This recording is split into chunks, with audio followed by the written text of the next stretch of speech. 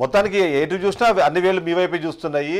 ఇవ్వలేకపోవడానికి కారణాలు నిధుల్లో సమకూర్చలేకపోవడం అన్నది కొద్దిసేపు అయితే, లేదంటే నిధులు ఉన్నా సరే మీరు ఇచ్చే క్రమంలో దాన్ని రాజకీయాలకు వాడుకోవాలని ప్రీ ప్లాన్డ్గా ఉన్నారు అన్నది మరొక వాదం కూడా మీ వినిపిస్తుంది. ఏమంటారు? నమస్తే అండి. ముందుగా మీకు అలాగే ప్యానెల్లో ఉన్న సభ్యులకి రాజ్ టీవీ వీక్షకులందరికీ కూడా శుభ సాయంత్రం. చెప్పండి. ఈ నెల 28వ తారీఖున రాష్ట్ర ప్రభుత్వం క్లియర్ గా ఒక మాట చెప్పడం జరిగింది. 3వ తారీఖు నుంచి పెన్షన్లు ఇవ్వడం జరుగుతుంది.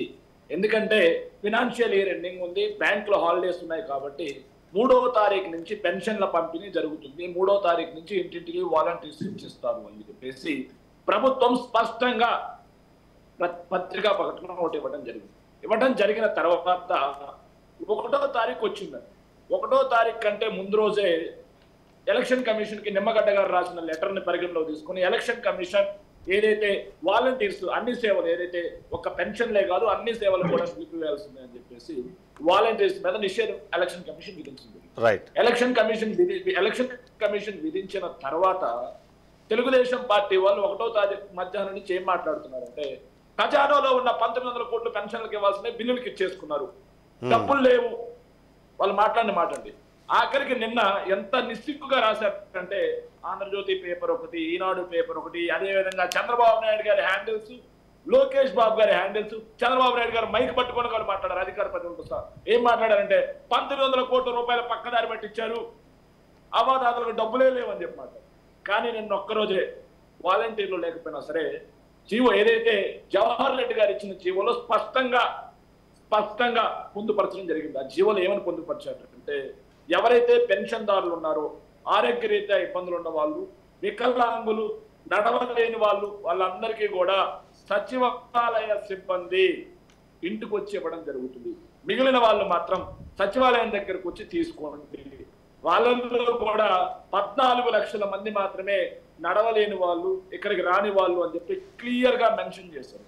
మిగిలిన 50 లక్షల మంది ఇక్కడికి వచ్చి సచివాలయ సిబ్బంది దగ్గరకు వచ్చి తీసుకోండి, సచివాలయాల దగ్గరకు వచ్చి తీసుకోండి పెన్షన్ చేస్తారు. దీంట్లో వైఎస్ఆర్ కాంగ్రెస్ పార్టీ తప్పే ఉందండి. రైట్. దీంట్లో వైఎస్ఆర్ కాంగ్రెస్ పార్టీని ఎక్కడ తప్పట్టాలి? ఎక్కడ కూడా మా తప్పు లేదు. నిన్న ఒక్క రోజే 26 లక్షల మందికి నిన్న ఒక్క రోజే పెన్షన్లు జారీ చేయడం జరిగింది. 26 లక్షల మందికి ఒక్కరోజే.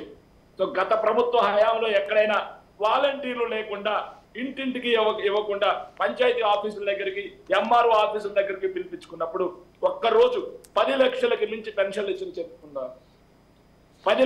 కానీ మరి ఎందుకు ఆగిపోతున్నాయి? ఇంకా మీకు రావు, లేకపోతే చంద్రబాబు నాయుడు ఆపేశారు అని సీఎం చెప్పాల్సిన అవసరం ఎందుకు వచ్చింది అక్కడ? సార్ ఇక్కడ ఎవ్వరూ కూడా చంద్రబాబు నాయుడు గారు ఆపేశారు, మీకు పెన్షన్లు రావు అని చెప్పి చెప్పడం జరగలేదండి. సీఎం డైరెక్ట్ చెప్పారు, ఒక అవ్వదాత అని ఒక అవ్వని పిలిచి అవ్వ ఏంటి నీకు పెన్షన్ వచ్చిందా, నీకు రాకపోవడానికి కారణం చంద్రబాబు నాయుడు. నేను ఎక్స్ప్లెయిన్ చేస్తాను, నేను ఎక్స్ప్లెయిన్ చేస్తాను, మీరు కంగారు పడాల్సిన పని లేదు, మొత్తం క్లియర్ గా మీకు చెప్తాను. సో పెన్షన్లు యాజ్ ఇట్ ఈస్ గా అందరూ ఏమనుకుంటారు, అవ్వదాత 1వ తారీఖు పొద్దునే వాలంటీర్ వస్తాడు, ఒక సిస్టమ్ అలవాటైన డోర్ నాక్ చేస్తాడు, పెన్షన్ ఇస్తాడు. కానీ 1వ తారీఖు పెన్షన్ ఏ వాలంటీర్ వెళ్ళడం జరుగుతుంది. మధ్యాహ్నం సాయంత్రం కల్లా అవ్వదాతలు ఆందోళనతో వాలంటీర్ల దగ్గరకు వచ్చిన తర్వాత వాలంటీర్స్ ఏం చెప్పారు, నాకు సంబంధం లేని విషయం, నిమ్మగడ్డ రమేష్ గారు చంద్రబాబు నాయుడు గారి కాంపౌండ్ లో మనిషి కాదంటారా? ఆదిరెడ్డి వాసు గారు ఎవరండి? ఆదిరెడ్డి వాసు గారు ఇచ్చిన స్టేట్మెంట్ ఏంటి? ఆదిరెడ్డి వాసు గారు ఇచ్చిన స్టేట్మెంట్ వెరీ క్లియర్. ఒకవేళ ఆయన తప్పు మాట్లాడంటే ఆయన సోకాజ్ నోటీస్ ఇవ్వండి మీ పార్టీ నుంచి, ఎమ్మెల్యే అభ్యర్థిగా తప్పించండి, మరి మా పార్టీ నుంచి తప్పుడు మాట మాట్లాడాడు అని చెప్పేసి.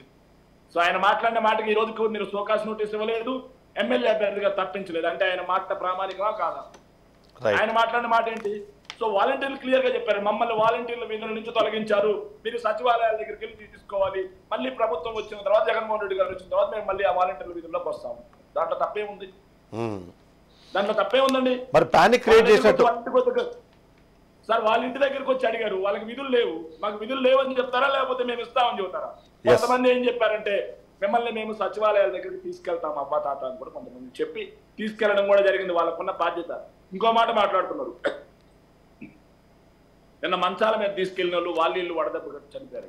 సార్ సచివాలయం దగ్గరికి ఎవరినైతే వాలంటీర్లు వాళ్ళు కేర్ తీసుకుని అక్కడికి వెళ్ళలేని వాళ్ళని తీసుకెళ్లారో వాళ్ళల్లో ఎవరికి కూడా ఎలాంటి ఇబ్బంది జరగలేదు. వాళ్ళు కాకుండా మిగిలిన 31 మంది చనిపోవడం అనేది నిజంగా చాలా దారుణం, బాధాకరం. Yes. ఈ పాపం ఎవరిది అనేది భగవంతుడు నిర్ణయిస్తాడు. ఆ పాపానికి తగ్గ మూల్యం కూడా చెల్లించక తప్పదు. ఆ పాపం చేసిన వాళ్ళు ఎవరు అనేది, ఆ Right. దుష్టులు ఎవరో కూడా భగవంతుడికి తెలుసు. మనం ప్రజలకు కూడా తెలుసు అండి, Right. ప్రజలకు తెలుసు. ఇంకో విషయం yes yes yes yes yes yes, ఇది 1900 కోట్ల రూపాయల ఖజానాలో లేవు, వాడేశారు, బిల్లు చెల్లించారు అని చెప్పిన వాళ్ళు 3వ తారీఖు మధ్యాహ్నం నుంచి కేవలం 6 గంటల్లో డబ్బులు డిపాజిట్ అయ్యేసరికి మధ్యాహ్నం అయింది. 6 గంటల్లో ఎలా 740 కోట్ల రూపాయలు పంచగలిగాం? 26 లక్షల మందికి పెన్షన్లు ఎలా పంచగలిగాం ఖజానా డబ్బు లేకపోతే? ఇది ఒకటోసారి కాదండి, ఇది ఒకటోసారి కాదు. 2020 ఫినాన్షియల్ ఇయర్ లో కూడా ఇదే జరిగింది. 2021, 22, 23, ఇది 24. ప్రతిసారి తెలుగుదేశం పార్టీ పని కట్టుకొని ఎల్లో మీడియాలో రాయటం, చంద్రబాబు నాయుడు లోకేష్ మాట్లాడటం, పని కట్టుకొని ఖజానాలో డబ్బులు లేవు. నువ్వు ఏమన్నా ఖజానా నిండుగా ఇచ్చెళ్ళావా? ఖజానాలో 100 కోట్లు ఇచ్చిపోయి అప్పుల కుప్ప చేసి, ఎక్కడ అప్పు కూడా పుట్టకుండా, సంపద ఏమీ లేకుండా, రాష్ట్రానికి ఆదాయ వనరులు లేకుండా చేసిపోయి, రాష్ట్రాన్ని ఒక కుక్కలు చింపిన విస్తరణ తయారు చేసి రాష్ట్ర ఆర్థిక పరిస్థితిని చిన్నాభిన్నం చేసి జగన్మోహన్ రెడ్డి గారికి అప్పచెప్పి రైట్ నువ్వు మాత్రం మాట్లాడతావు. కానీ వినండి సార్, జగన్మోహన్ రెడ్డి గారు అధికారంలోకి వచ్చిన తర్వాత ఏదైతే ఫినాన్షియల్ ఇయర్స్ తప్పిస్తే ప్రతి నెల 1వ తారీఖు పెన్షన్ జారీ చేశారు ఇళ్ల దగ్గరికి వెళ్ళి. చంద్రబాబు నాయుడు గారి గతంలో ఏనాడైనా ఇలా చేశాడా? 5వ తారీఖు కన్నా ముందు ఎప్పుడైనా పెన్షన్లు ఇచ్చాడా? 5వ తారీఖు నుంచి మళ్ళీ 5 రోజుల పాటు రోజు పడట్లేదు, సర్వర్ ప్రాబ్లం ఉంది అని చెప్పి పంచాయతీ ఆఫీసుల చుట్టూ, ఎంఆర్ఓ ఎండిఓ ఆఫీసుల చుట్టూ తిప్పించుకున్న చరిత్ర కాదా? రైట్, డిస్కస్ చేద్దాం. అప్పుడు ఏం జరిగిందో డిస్కస్ చేద్దాం. Yes yes